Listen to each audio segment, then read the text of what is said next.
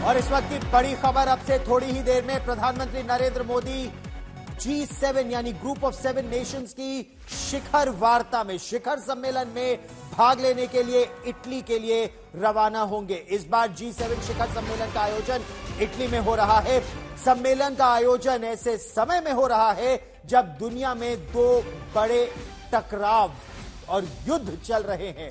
माना जा रहा है कि G7 में इस बारे में, इस मुद्दे पर, यानी एक तरफ रूस और यूक्रेन के बीच चल रहा युद्ध और दूसरी तरफ इजराइल का हमास के खिलाफ ऑपरेशन, ये मुद्दे मुख्य चर्चा का भाग रहेंगे। इटली की प्रधानमंत्री जॉर्जिया मेलोनी के न्योते पर प्रधानमंत्री नरेंद्र मोदी इटली जा रहे हैं। यहां उनकी मुलाकात अमेरिका के राष्ट्रपति जो बाइडेन से भी होगी, ऐसी उम्मीद जताई जा रही है। इसके अलावा कनाडा के प्रधानमंत्री जस्टिन ट्रूडो से भी आमना सामना हो सकता है, जहां भारत ने साफ कर दिया है कि कनाडा जैसे देशों को खालिस्तानी उग्रवाद के खिलाफ कड़ी कार्रवाई करने की आवश्यकता है। भारत को खासतौर पर G7 शिखर सम्मेलन में शामिल होने का निमंत्रण भेजा गया था। माना यह जा रहा है कि इटली की प्रधानमंत्री जॉर्जिया मेलोनी के अलावा अमेरिका के राष्ट्रपति जो बाइडेन के साथ प्रधानमंत्री नरेंद्र मोदी की द्विपक्षीय बातचीत अलग से भी होगी। यहां बहुत महत्वपूर्ण बात यह है कि प्रधानमंत्री नरेंद्र मोदी तीसरी बार चुनाव जीतने के बाद एक अंतर्राष्ट्रीय मंच पर होंगे, जहां पूरी दुनिया की निगाहें इस बात पर होंगी कि भारत में प्रजातंत्र का जो डंका बजा, उसमें प्रधानमंत्री नरेंद्र मोदी विजयी हुए। उनके नेशनल डेमोक्रेटिक अलायंस 272 मिनिमम उनको अंक चाहिए होते हैं, नंबर चाहिए होते हैं, सीटें चाहिए होती हैं, और 292 के बाद अब भारत की शक्ति दुनिया पहचानेगी। तो एक सीनियर इंटरनेशनल ग्लोबल लीडर के रूप में प्रधानमंत्री नरेंद्र मोदी को यहां देखा जाएगा। कई ऐसे राष्ट्राध्यक्ष हैं जो अब से कुछ ही महीनों में चुनाव उन्हें सामना करना पड़ेगा आने वाले समय में। पिछले साल जून के महीने में ही प्रधानमंत्री नरेंद्र मोदी अमेरिका गए भी थे। उनके दौरे को बहुत कामयाब माना गया। दोनों ही देशों के बीच कई समझौते भी हुए, लेकिन G7 पर देखिए ये रिपोर्ट।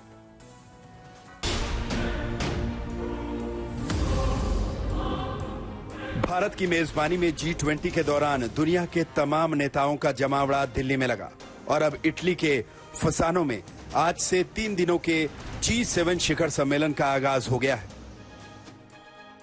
भारत G7 का सदस्य नहीं, लेकिन एशिया में उसकी ताकत का अंदाजा इस बात से लगाया जा सकता है कि उसे इस बैठक में खास तौर पर बुलाया गया है।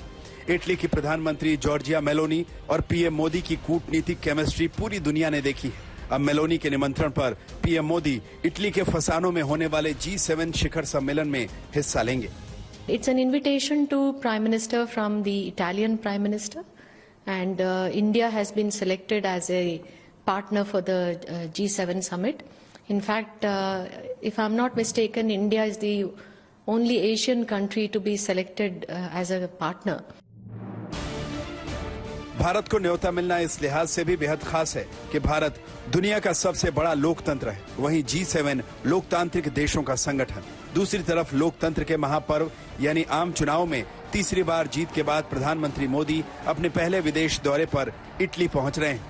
उनके आने का इंतजार अमेरिका को भी है। अमेरिका के राष्ट्रपति जो बाइडेन G7 समिट के लिए इटली पहुंच चुके हैं। वहीं उनके सुरक्षा सलाहकार जैक सुल्लिवन ने कल कहा कि G7 समिट में राष्ट्रपति बाइडेन और प्रधानमंत्री मोदी की एक दूसरे से मुलाकात हो सकती है।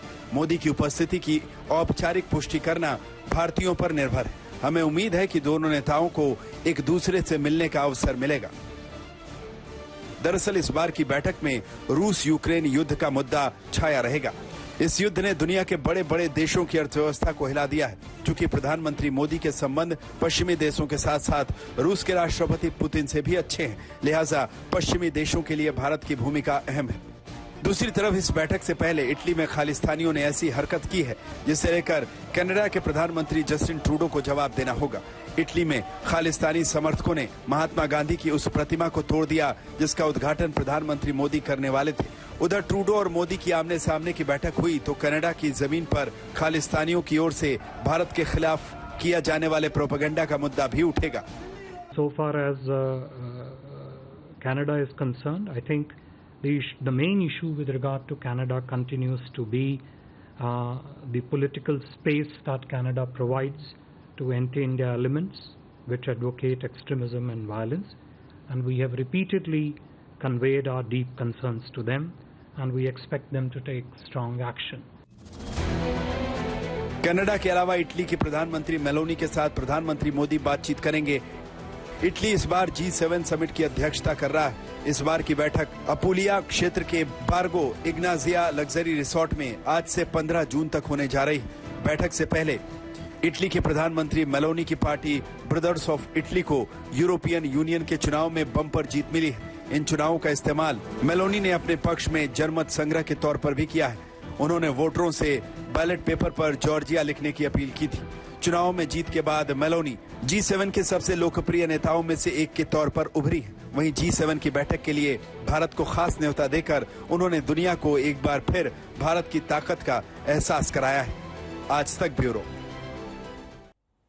और यह विश्व स्तर पर भारत की ताकत है कि G7 में भारत को न्योता मिलता है। प्रधानमंत्री नरेंद्र मोदी उसके लिए जाएंगे आज शाम को। पिछले साल जून में ही प्रधानमंत्री नरेंद्र मोदी अमेरिका भी गए थे और उस दौरे को बेहद कामयाब माना गया था। दोनों देशों के बीच कई समझौते हुए, दोनों देशों के बीच जो परस्पर संबंध है वो और लगातार मजबूत हो रहे हैं।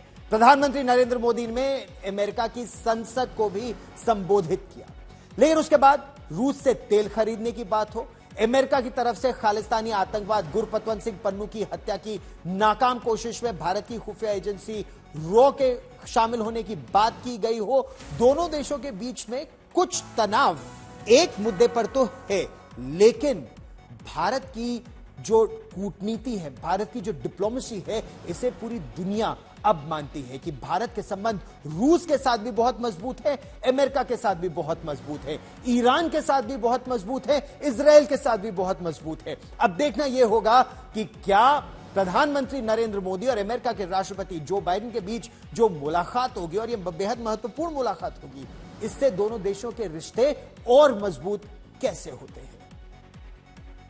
अमेरिका और कनाडा ये दो देश हैं जहां खालिस्तानी आतंकवादी हो, अलगाववादी हो, सरकारों का रुख इनके प्रति खासा नरम रहा है। वहां की सरकारों का सोचिए, जस्टिन ट्रूडो की सरकार ही खालिस्तानी समर्थकों के बल पर टिकी हुई है, लेकिन जो करतूतें उन्हें बेनकाब करती हैं, जिस तरह से इटली में देखें, प्रधानमंत्री नरेंद्र मोदी के इटली के दौरे से बिल्कुल पहले खालिस्तान समर्थकों ने वहां पर महात्मा गांधी की प्रतिमा को क्षतिग्रस्त कर दिया।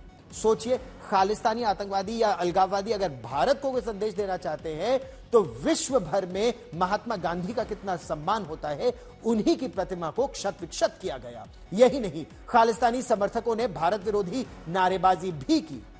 विदेश सचिव उनका यह मानना है कि भारत ने इटली में प्रधानमंत्री की प्रतिमा को जो नुकसान पहुंचाया गया है, यह प्रश्न उठाया भी और प्रतिमा को तो ठीक कराया जा रहा है, लेकिन जिन लोगों ने यह नुकसान पहुंचाया उनके खिलाफ क्या कार्रवाई हुई है, इटली के अधिकारियों से इसकी बातचीत हो भी रही है और कहा यह जा रहा है कि जो दोषी हैं उनके खिलाफ कार्रवाई की जा रही है।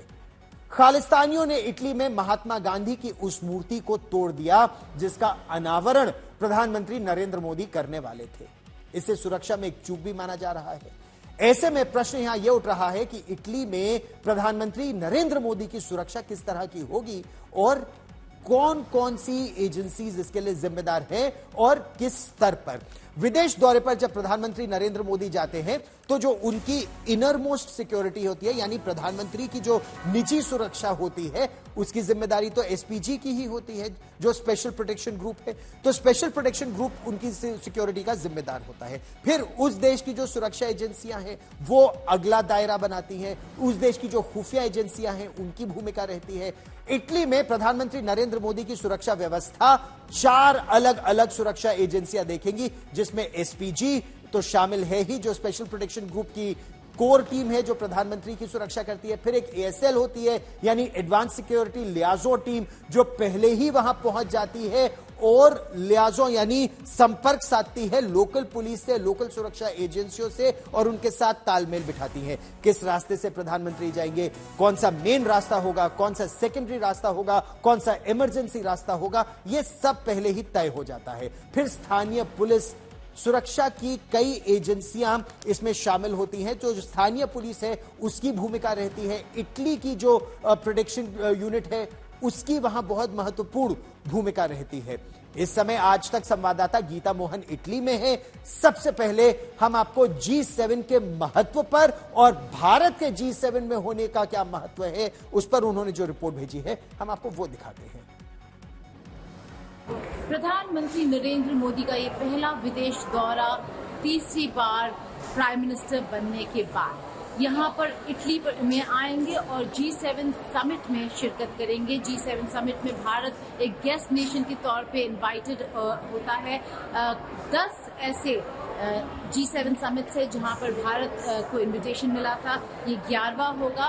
प्रधानमंत्री नरेंद्र मोदी कई सारे मुद्दों पर बात करेंगे। आउटरीच सेशंस में शिरकत करते हुए कई सारे जो मुद्दे हैं जो इस आज के दौर में पूरे ग्लोबल पॉलिटिक्स को इम्पैक्ट करते हैं, चाहे वो रूस यूक्रेन का युद्ध हो, इसराइल हमास का युद्ध हो, आर्टिफिशियल इंटेलिजेंस, इकोनॉमिक ग्रोथ की बात करें। प्रधानमंत्री नरेंद्र मोदी भारत का पक्ष, ग्लोबल साउथ का पक्ष आगे रखने वाले हैं।